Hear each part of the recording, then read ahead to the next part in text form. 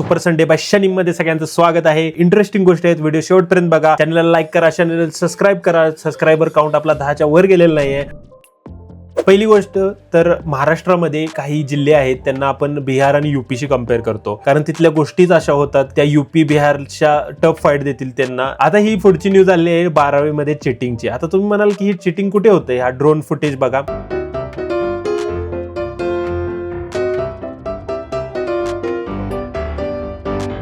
हे होतंय आपल्या महाराष्ट्रामध्ये 12वीच्या परीक्षेमध्ये आणि जिल्हा आहे बीड. स्टेरिओटिपिकल आपण यांना या जिल्ह्याला असं बिहारशी कम्पेअर करणं चुकीचं आहे, पण आता गोष्टीत अशा होत आहेत तर आपण काय करू शकतो. यानंतरची पुढची गोष्ट आहे चिटिंग नंतरची वुमन हरासमेंट. वुमन हरासमेंट ही गोष्ट आपण किरकोळमध्ये घेतलेली आहे, कारण रोज होते ना, म्हणजे इतकं कॉमन झालेलं आहे हे की आता तीन व्हिडिओ आले लास्ट वीक मध्ये. पहिलं तर एक व्हिडिओ आलाय गुजरात मधून. लेडी आहे ती टेम्पल मध्ये जात आहे आणि कॅट कॉलिंग वुमन नावाची कन्सेप्ट आहे जिथे हरासमेंट केली जाते. इथे बघू शकता या व्हिडिओमध्ये 3 मुलं आहेत जी त्या मुलीला कॅट कॉलिंग करत आहेत. याच्यावर मिक्स प्रतिक्रिया आल्या म्हणजे सोशल मीडियावर की ती मुलगीनं मुद्दामून, मला असं वाटते की हे कॅट कॉलिंग मध्येच पडते कॅटेगरीमध्ये, ते वुमनच्या साइडनं हे इम्प्लिमेंट केलेली गोष्ट नाहीये. तर एक मंदिरात पण आपण कोणाला सोडत नाही. दुसरी हरासमेंटची गोष्ट म्हणजे बिहारमध्ये एक जर्नलिस्ट होत्या, त्या 12वीच्या मुलांना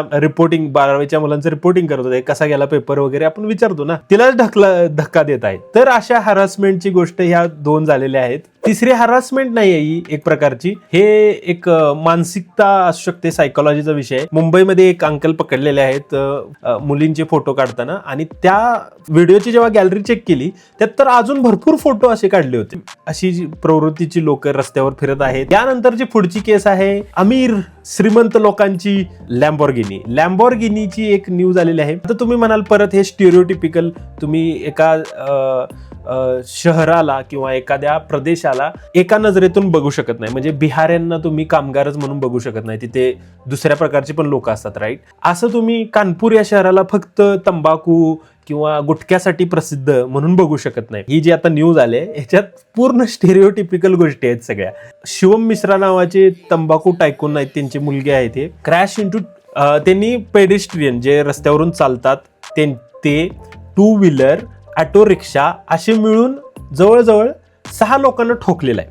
आणि सगळ्यात महत्वाची गोष्ट म्हणजे हे झाल्यावर पोलिसांनी काय केलं, पोलिसांनी आणि बाउन्सरनी त्याला व्हीआयपी ट्रीटमेंट देऊन तिथून ती गाडी बाहेर काढण्याचा प्रयत्न केलाय. म्हणजे जे पडले, ज्यांना ते धक्का लागलाय, ज्यांनी ऍक्सिडेंट मध्ये ज्यांचा पाय गेला असेल, आता काही व्हिडिओ समोर येत आहेत, त्यांचं काही नाही. हा जो ज्याने गाडी चढवली त्यांच्यावर, त्याला व्हीआयपी ट्रीटमेंट देऊन तिथून बाहेर काढत आहेत. आणि एक शॉकिंग फॅक्ट याच्याबद्दलचा की 2024 मध्ये यांच्यावर रेड पडली होती की यांचा अॅन्युअल इन्कम 20 ते 25 करोड दाखवला होता, जो की आहे 100 ते 150 करोड मध्ये. Behind every great fortune there is a crime. But आता एवढा क्राईम वाढलाय की बास झाला. आता किती बिझनेसमॅन, किती त्यांचे फ्रॉड, म्हणजे सगळ्या बाजूनी फ्रॉड आहेत त्यांचे. म्हणजे रस्त्यावर गाडी चालवताना फ्रॉड, तिकडे कंपनीमध्ये घोटाळा, जीएसटी भरताना फ्रॉड, घरात स्त्रिया असतील तर त्यांचा हुंड्याचा फ्रॉड, म्हणजे सगळ्या बाजूनी फ्रॉड करणे एक स्टेटस झालेला आहे. यानंतर किरकोळ गोष्ट म्हणजे इंडिया US ट्रेड, किरकोळच म्हणायला लागेल. एक तर हे जे डोनाल्ड ट्रम्प आहे ना, साऊथ कोरिया जो त्यांचा आतापर्यंतचा मित्र राहिलेला देश आहे, त्यांची डील अशीच कॅन्सल करून टाकली की तिकडून तुम्ही वेळ लावताय वगैरे वगैरे. आणि हा माणसावर विश्वास ठेवणं म्हणजे इतकी महत्वाची डील जर तो ट्विट करून सांगत असेल तर तो इतकी महत्वाची डील ट्विट करून कॅन्सल पण करू शकतो. त्यामुळे ट्रम्पवर विश्वास ठेवणं म्हणजे साप. जर आपला शेतकरी तर 10 रुपयाचा एक माल बनवत असेल आणि US मधून तो माल 5 रुपयाला येत असेल, तर आपण कुठला माल घेणार? आपण 5 रुपयाचा माल घेणार. इथल्या शेतकऱ्याचा 10 रुपयाचा माल तसाच सडणार, म्हणजे इथला शेतकरी संपणार आहे, अशी एक बातमी आता बाहेर येत आहे. आणि $500 बिलियन गोष्टी विकत घेणार आहे. हे म्हणजे असं झालं की घरात काही खायला नाही आणि लक्झरी लाईफ जगायची, या प्रकारच्या गोष्टी कशा घेणार आहे, कुठून पैसे छापायचे. यानंतर अजून एक स्टडी आला, खतरनाक स्टडी आहे, जेनझी लेस इंटेलिजंट दॅन मिलेनियल्स. जेनझी म्हणजे 1997-98 पासून पुढे जन्मलेली मुलं, 1982 की 80 पासून 1997-96 पर्यंत जन्मलेले मिलेनियल्स. तर हा स्टडी US बेस्ड आहे, इंडिया बेस्ड नाहीये. US बेस्ड स्टडी मध्ये सांगितलं की जेनझी जे आहे ती लेस इंटेलिजंट दॅन मिलेनियल्स, म्हणजे मिलेनियल्स जी आताची जी पिढी होती जी 30-40 मध्ये आहे, त्यांच्यापेक्षा 20 आणि 25 वर्षाची जी मुलं आहेत ती कमी बुद्धिमान आहेत. तर याचं मेन रिझन काय दिलं यांनी, more than half of the time सगळे टीनेजर्स जे आहेत ते मोबाईलवर आहेत, त्यामुळे त्यांचा अटेन्शन स्पॅन कमी झालेला आहे. एका ठिकाणी लक्ष देऊ शकत नाहीत. हे कुणाला तर हार्ट करू शकतं, बट आहे ते आहे, फॅक्ट आहे. आणि दुसरा आहे की ह्युमन्सचं जो ब्रेन आहे तो डेव्हलप केलेला आहे दुसऱ्या ह्युमन कडून शिकण्यासाठी. म्हणजे एक फिजिकल टीचर किंवा एक मेंटर किंवा एक गार्डियन यांच्याकडून शिकण्यासाठी आपला ब्रेन डेव्हलप झालेला आहे, ना की स्क्रीन मधून शिकण्यासाठी. ही जी मिलेनियल्स जनरेशन होती जी 1996च्या आधी जन्मलेली, त्यांनी पुस्तकातून वाचून पाठ करून बघितले. आता काय करतात लोक, चॅट जीपीटी किंवा जेमिनायला जातात, 5 बुलेट पॉइंट दे मला महत्वाचे, बस ह्याच्यातून शिकताय तुम्ही. त्यामुळे तुम्ही डम बनत चाललाय, डम.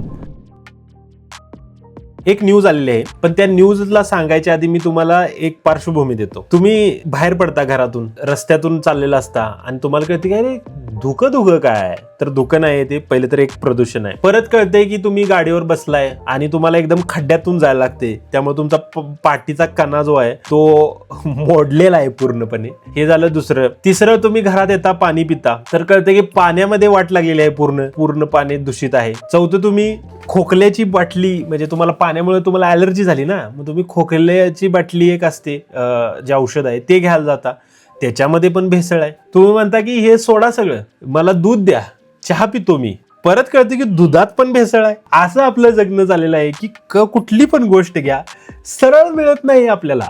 सिंपल गोष्ट आहे, साधं रस्ता, पाणी, आरोग्य, शिक्षण, ह्या मूलभूत गरजा पाहिजेत, बाकी काय नको आहे. तर आता ही न्यूज काय आली, एक युट्यूबर आहे ट्रस्टिफाईड नावाचे. ट्रस्टिफाईड हा सिरियसली ट्रस्टिफाईड चॅनल आहे, याच्यात काही डाऊट नाही. तर त्यांनी एक टेस्ट केली, Amul, country delight, mother dairy, ज्या की नॅशनली पॅकेज्ड मिल्क प्रोड्यूस करणाऱ्या कंपन्या आहेत. म्हणजे ज्यांचं दूध दिल्ली, मुंबई या मेट्रो सिटीमध्ये सगळ्यात जास्त चालतं. अमूल तर मोस्ट ट्रस्टेड ब्रँड आहे, आपल्या भारताचा एक शान आहे ही.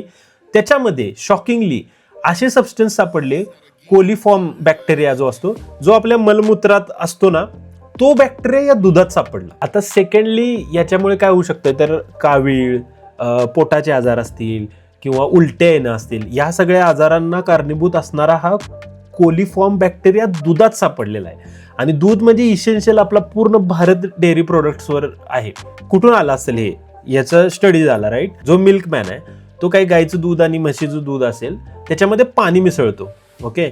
ते पाणी कंटॅमिनेटेड असेल किंवा त्याच्यातून बॅक्टेरिया दुधात आला असेल, अशी एक संभाव्य शक्यता मांडलेली आहे. फॅक्टरीमध्ये इतक्या मोठ्या मशिनरी आहेत किंवा काय आहे, तिथं पाश्चराईज करता मिल्क, तेव्हाच तो गेला पाहिजे. तर एक तर तिथे तो गेला नसेल. सेकंड, जे दूध ज्याप्रमाणे ट्रान्सपोर्ट केलं जातं शहरांमध्ये, तुम्ही बघा किती हायजेनिक असतं ते, कसंही टाकलं जातं, कुठेही असतं ते, त्याच्यावर धुळा बसलेला असतो, रस्त्यावरून गाड्या वगैरे जात असतात, कधी कुठे लिकेज झाला तर दूध मिक्स होतं, सगळ्या गोष्टी आहेत यामध्ये. हे कोण चेक करतं हे सगळं?